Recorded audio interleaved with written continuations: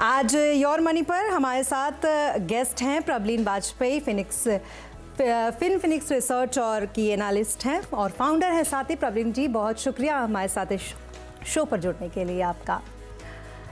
और जैसा कि हम जानते हैं कि इस शो पर हम बहुत सारे कॉलर्स होते हैं जिनका सवाल लेते हैं और उसके बाद हमारे गेस्ट उनका जवाब देते हैं। आज प्रबलीन उसका जवाब देंगी, लेकिन उससे पहले हमेशा की तरह हम एक बहुत ही इंपॉर्टेंट टॉपिक डिस्कस करते हैं। बहुत ज़रूरी होता है वो, क्योंकि अब जितने भी नए म्यूचुअल फंड के इन्वेस्टर्स हैं या फिर जो चाहते हैं कि इसमें हम इन्वेस्ट करें, वो कैसे सीखे इसके गुण, इसके लिए ये ज़रूरी है।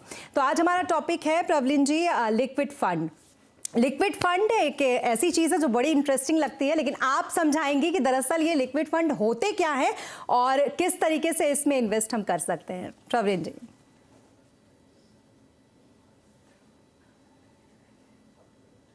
जी प्रबलीन, बताएं। तो लिक्विड फंड एक ऐसा फंड जो बहुत ही शॉर्ट टर्म में आपको फायदा दे जाता है, लेकिन ये फायदा आप कमा कैसे सकते हैं और इस फायदे के साथ आप आगे कैसे बढ़ेंगे। 91 डेज का तो पीरियड है, इसमें कोई लॉक इन पीरियड भी नहीं होता और इसमें आप एक शॉर्ट टर्म में बहुत अच्छा मुनाफा कमा सकते हैं। लेकिन फिर भी बहुत ज़रूरी है कि म्यूचुअल फंड में एहतियात बरते, क्योंकि बिना एहतियात के आप इसमें वो मुनाफा नहीं कमा सकते जो आपने सोचा है। और कई बार ऐसा होता है कि हम अगर अच्छी तरीके से इसमें इन्वेस्ट करते हैं तो हम जो नहीं सोचते हैं उससे ज्यादा मुनाफा हमें मिल जाता है।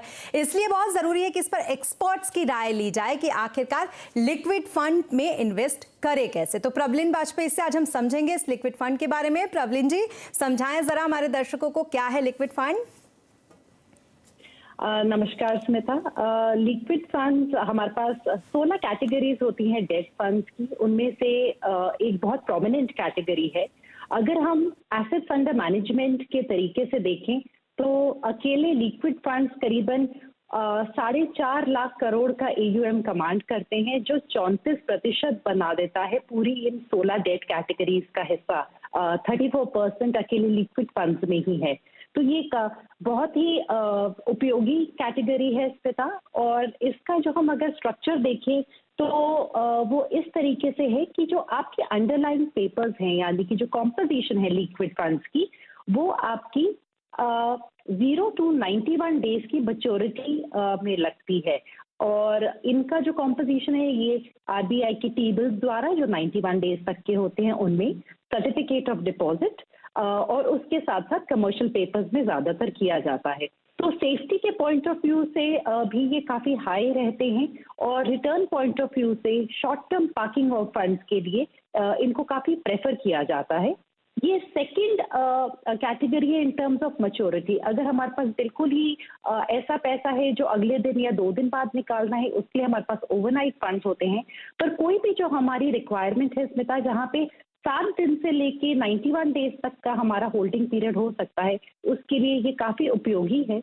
और 7 दिन का मैं इसलिए ये समय बोल रही हूँ क्योंकि अब सेबी ने एग्जिट लोड लगाया है पहले 6 दिन पर लिक्विड फंड्स पे, ताकि कॉर्पोरेट बिल्कुल जब अपना पैसा बड़ी मात्रा में इन्वेस्ट करते हैं तो वो झटके से ही दूसरे या तीसरे दिन वो ना निकाले। तो उसको स्टेबलाइज करने के लिए ये एक 7 डे का एग्जिट पीरियड यहाँ लगाया जाता है। जी, तो कुल मिलाकर आपको शॉर्ट टर्म में फ़ायदा अगर कमाना है तो इस फंड से आप जुड़ सकते हैं, लेकिन उसके साथ ही इसके थोड़े बहुत इंपॉर्टेंस भी समझ लेते हैं और साथ ही ये भी कि कौन कौन से फंड्स हैं लिक्विड फंड्स जिसमें आप निवेश कर सकते हैं। तो प्रबलीन जी, बताएं ज़रा इंपॉर्टेंस इसका और साथ ही ये कि कौन कौन से फंड्स आप सजेस्ट करेंगी। जी, लिक्विड फंड बहुत आइडियल तरीका है स्मिता कि हमारे पास अगर कॉर्पोरेट के लिहाज से देखिए तो अक्सर काफी पैसा आता है जो कह लीजिए नेक्स्ट क्वार्टर में निकलना है या उनका 1 महीने बाद निकलना है। कई बार एडवांस टैक्स की पेमेंट्स के लिए उन लोगों ने रखा होता है। तो शॉर्ट टर्म पार्किंग चाहे कॉर्पोरेट की हो चाहे इंडिविजुअल के पॉइंट ऑफ व्यू से बोले तो हम लोग बहुत एक एम्फोसिस देते हैं कि आपको इमरजेंसी फंड रखना चाहिए। और इमरजेंसी फंड को पार्क करने के लिए ये बेहतरीन कैटेगरी निकल के आती है, क्योंकि जितने टाइम पीरियड में आप इन्वेस्टेड है, अगर आप 3 महीने से ऊपर भी रहते हैं इसमें और आप उसके बाद नहीं निकालते तो भी ये आपका रिस्क नहीं यहाँ बढ़ाती है और आपके पास अगले दिन ही पैसा आ सकता है जब आप रिडेम्पशन करें। तो इवन अपने इमरजेंसी कॉर्पस को पार्क करने के लिए बहुत बेहतरीन कैटेगरी है। यहाँ पे हमारे पास एक और बेनिफिट ये है कि अगर हमारा कुछ शॉर्ट टर्म में यहाँ पे हमने अपना पैसा निकाला और हमें प्रॉफिट हुआ, पर हमारी इक्विटी पोर्टफोलियो हमें कुछ लॉस हुआ, तो हम उसको सेट ऑफ कर सकते हैं।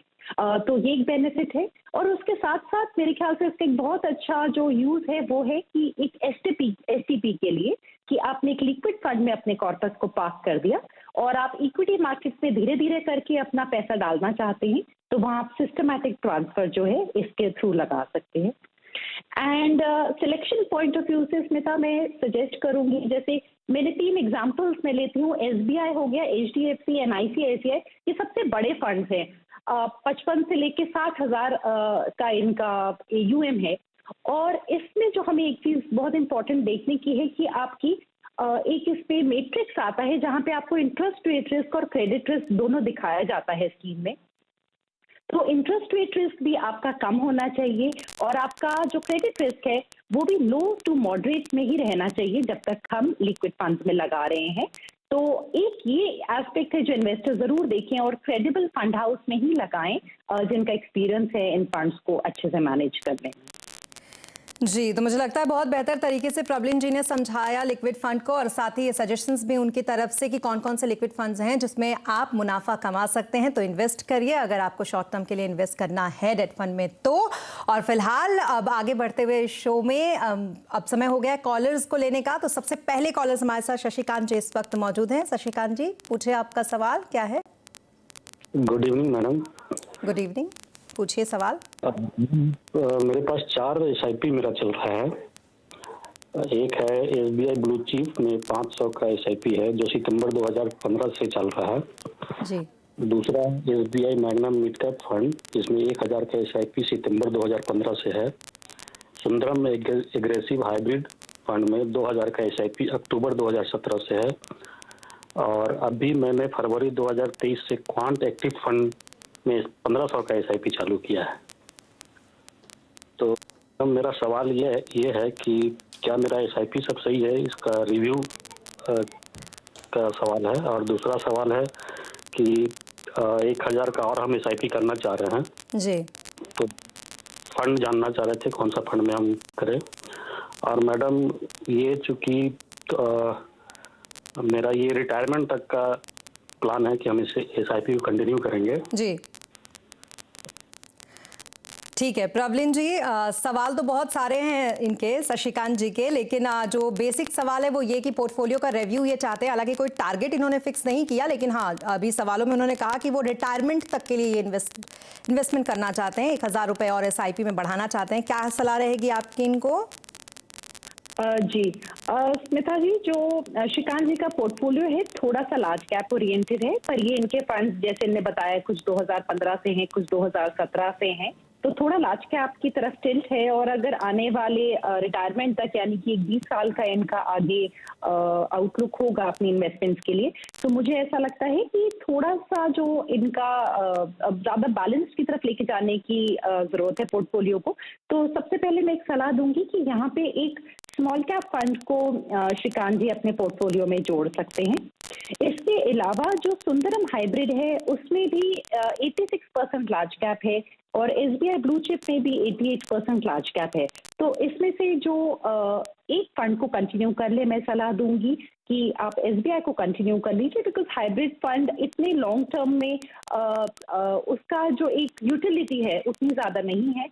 तो मेरे ख्याल से अपने SBI को कंटिन्यू कर सकते हैं और इसके अलावा ये एक स्मॉल कैप फंड को जोड़ सकते हैं।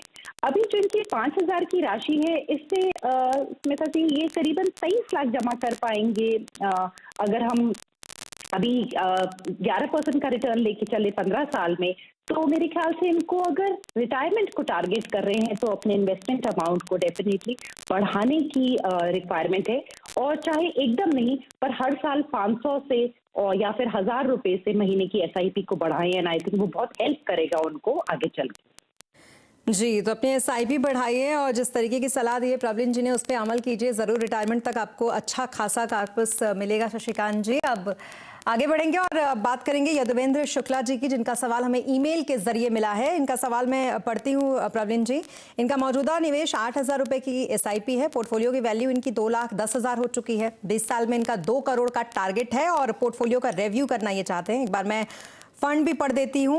मेराय asset emerging blue chip fund है इनके पास, जिसमें ये 1000 की एसआईपी करते हैं। ICC pro long term equity fund है, कोटक फ्लेक्सी कैप फंड है और एचएसबीसी मिड कैप फंड और axis blue chip fund.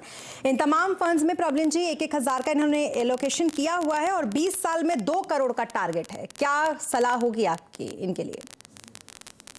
Smita जी, बहुत अच्छा है, टाइम पीरियड लंबा है इनके पास। इनने अपने लिए 20 साल दिए हैं इस टारगेट को अचीव करने के लिए। तो भी पहले हम टारगेट की बात कर लेते हैं। 8,000 की एसआईपी थोड़ी सी अभी कम रहेगी इनके लिए इन्वेस्टमेंट पॉइंट ऑफ व्यू से। तो इनको अपना एसआईपी को बढ़ाने की जरूरत है करीबन 13,000 से। तो इनकी जो ओवरऑल एसआईपी है वो करीबन 21,000 होनी चाहिए। और अगर ये अभी एक साथ अपनी एसआईपी को नहीं बढ़ा सकते तो हर साल करीबन 1,000 से अपनी एसआईपी को बढ़ाएं। जैसे इस साल हर महीने 8,000 कर रहे हैं, तो अगले साल हर महीने 9,000 करें और उसके अगले साल 10,000 करें। इस तरीके से भी ये अपने टारगेट को अचीव कर लेंगे।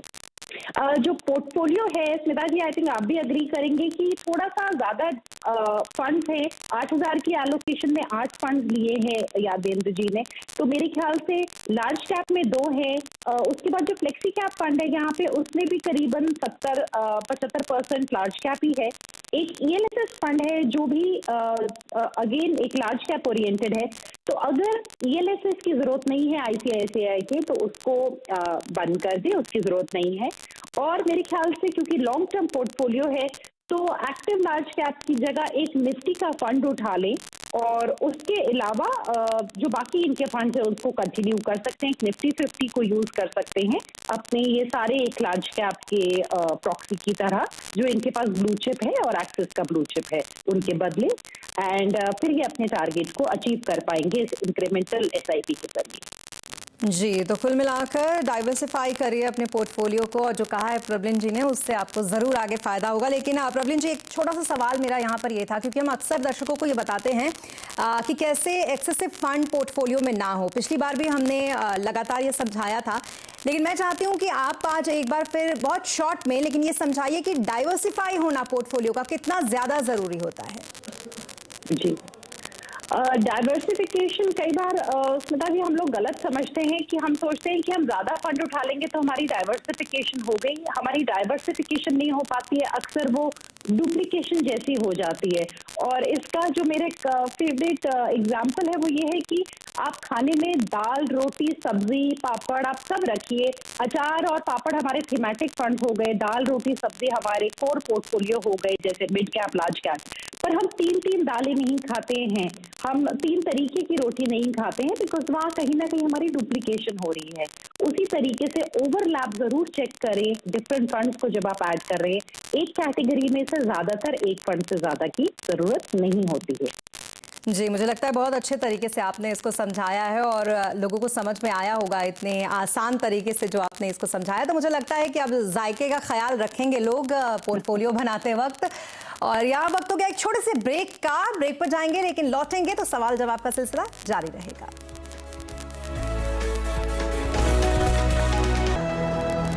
और ब्रेक के बाद एक बार फिर आपका स्वागत है। आप देख रहे हैं योर मनी, जहां पर पर्सनल फाइनेंस से जुड़े आपके हर सवाल का जवाब देने के लिए हमारे साथ आज हैं प्रबलिन वाजपेयी। तो चलिए फिर एक बार हमारे मेल से भेजे हुए सवाल उनका जवाब देने के लिए प्रबलिन जी आप तैयार हो जाइए। सुनील जी का सवाल है जिन्होंने हमें मेल किया है और इनका मौजूदा निवेश है 10,000 रुपये की एसआईपी करते हैं। पोर्टफोलियो की वैल्यू इनकी 1.5 लाख है। 15 साल में 2 करोड़ का इनका टारगेट है। पोर्टफोलियो का रिव्यू करे ऐसा ये चाहते हैं। मौजूदा फंड में बने रहूं या इससे एग्जिट हो जाऊं, ये भी सवाल इन्होंने पूछा है। और साथ ही इनका एक फंड को लेकर भी सलाह है। आईसीसी प्रू ट्रांसपोर्ट और लॉजिस्टिक फंड है ये प्रूडेंशियल।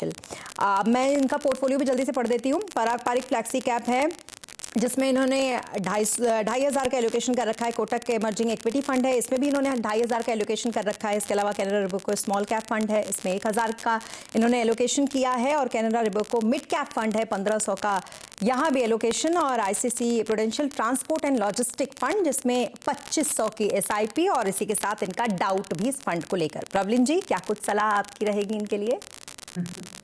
पहले टारगेट की बात कर लेते हैं स्मिता जी।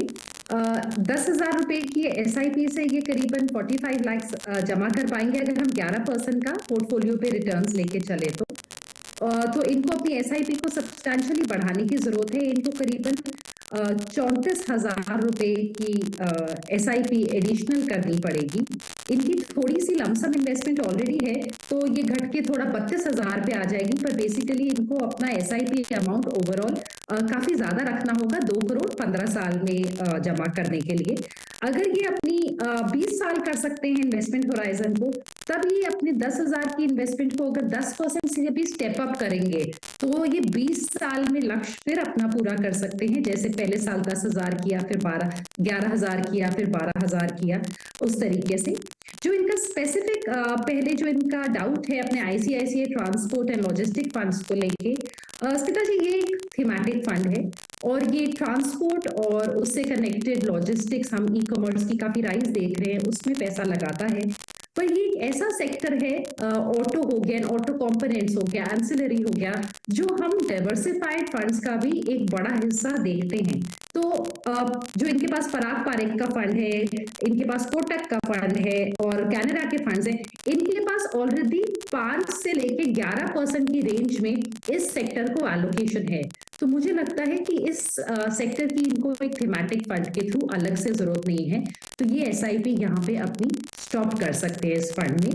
और इसके अलावा अपने पोर्टफोलियो में निफ्टी का जो पैसिव फंड है लार्ज कैप एक्सपोजर के लिए, उसको जोड़ सकते हैं, और चाहे तो थोड़ा सा गोल्ड भी जोड़ सकते हैं गोल्ड फंड के जरिए। जी, तो गोल्ड में इन्वेस्ट करिए और थीमेटिक फंड में बने रहने की ज़रूरत नहीं है। प्रॉब्लम जी की ये सलाह आपके लिए। और साथ ही SIP को बढ़ाइए, क्योंकि SIP में स्टेप अप करना ज़रूरी होता है अगर आपका टारगेट बहुत बड़ा है। और यहाँ पर एक बहुत ज़रूरी चीज़ ये होती है कि बहुत ही रियलिस्टिक टारगेट लोगों को सेट करना चाहिए ताकि उसको वो आगे अचीव कर सके। बहरहाल एक और सवाल है हमारे पास निमेश जी का, जो हमें ईमेल के जरिए मिला है। प्रवीण जी, इनका सवाल है, ये 42 साल के हैं और इनका निवेश 8500 रुपये के SIP ये करते हैं। 15 साल में इनका भी 1 करोड़ का टारगेट है। पोर्टफोलियो का रिव्यू चाहते हैं ये, और उसके साथ ही इनके जो फंड्स हैं, जो मौजूदा फंड्स हैं, उनमें ये पूछ रहे हैं कि उसको लेकर ये क्या करें। और इनके जो फंड्स हैं वो भी मैं आपको बता देती हूँ। SBI स्मॉल कैप फंड है इनके पास, जिसमें 2000 की SIP है। HDFC टॉप 100 फंड है, 3000 की SIP इसमें ये करते हैं। ICICI pro blue chip fund है, जिसमें 1500 की SIP ये करते हैं। ICICI pro multi cap fund जिनके पास है, और इसमें ये 2000 की SIP करते हैं। क्या कुछ सलाह इनके लिए रहेगी आपकी? जी, इनका भी बड़ा टारगेट है 1 करोड़ 15 साल में। अगेन स्मिता जी, यहाँ पे जो 8,500 की SIP है, उससे करीबन 40 लाख ही इनका जमा हो पाएगा, जो हम लोग 11% का पोर्टफोलियो रिटर्न लेके चल रहे हैं। अपनी SIP को लगभग 13,500 से इनको बढ़ाने की जरूरत है, यानी कि करीबन 22,000 ओवरऑल इनको अपना SIP रखना होगा। स्टेप अप के जरिए भी कर सकते हैं कि अभी 8,500 ही रहने दें, अगले साल उसको करीबन 10 कर दें, और फिर उसके अगले साल 11,500, यानी कि 1,500 रुपए से अगर ये बढ़ाते रहेंगे हर साल जो अपनी मंथली SIP है, तो भी अपने लक्ष्य को पूरा कर पाएंगे। इनके पोर्टफोलियो में स्मॉल कैप है, वो अच्छा है, कंटिन्यू कर सकते हैं। मल्टी कैप को भी कंटिन्यू करें। पर जो इनके पास 2 लार्ज कैप फंड है, मैं यह सलाह दूंगी कि HDFC टॉप 100 को कंटिन्यू कर ले। ICICI ब्लू चिप, क्योंकि ऑलरेडी उस फंड हाउस का इनके पास एक फंड है और ओवरलैप HDFC के साथ बहुत ज्यादा है, 60% से ऊपर का है, ब्लू चिप एग्जिट कर ले। और मेरे ख्याल से एक प्रॉपर मिड कैप फंड को ऐड कर ले, चाहे ICICI के मिड कैप 150 को कर सकते हैं, बिकॉज इंडेक्स फंड में आपका फंड हाउस रिपीट भी हो रहा होता है, तो बहुत फर्क नहीं है, बिकॉज उसने सिर्फ इंडेक्स को मिमिक करना है। तो एक पैसिव मिड कैप फंड को मैं यहाँ पे ऐड करने की सलाह दूंगी निमेश जी को। जी ठीक है प्रॉब्लम जी। अब इसी के साथ हमारे नए दर्शकों के लिए और हमारे जो दर्शक पहले से हैं उनके लिए भी क्या सलाह, आज के लिए टॉपिक्स क्या रहेंगे आपके 4? अपने 4 पिक्स, पहला होगा स्मिता जी मेरा कोटक का मल्टी कैप फंड। जो मल्टी कैप कैटेगरी है, ये एक इंटरेस्टिंग कैटेगरी है। 25% ये लार्ज, मिड और स्मॉल कैप्स में लगाते ही हैं, वो मैंडेट है। तो एक जो डाइवर्सिफिकेशन है अक्रॉस मार्केट कैप्स, वो मिल जाता है। कोटक एक क्रेडिबल फंड हाउस है, तो मेरे ख्याल से इनकी जो एक इक्विटी फंड्स पे पकड़ है वो अच्छी है, तो ये एक सलाह है। इसके बाद सेकंड जो मेरी चॉइस है वो एक पैसिव फंड है जो एडेलवाइस का है, और सिर्फ उन्हीं के द्वारा ये एक ऑफरिंग है हमारे पास, जहां पे हम निफ्टी 50 और मिड कैप 150 के कॉम्बिनेशन का एक इंडेक्स एक्सपोजर ले सकते हैं एक पैसिव स्ट्रैटेजी के थ्रू। तो ये उन लोगों के लिए अच्छा है जिनके पास अब तक कोई पैसिव फंड नहीं है और अलग से मिड और लार्ज कैप फंड्स वो लेके बैठे हैं, तो ये एक लार्ज मिड कैटेगरी का एडिशन हो सकता है।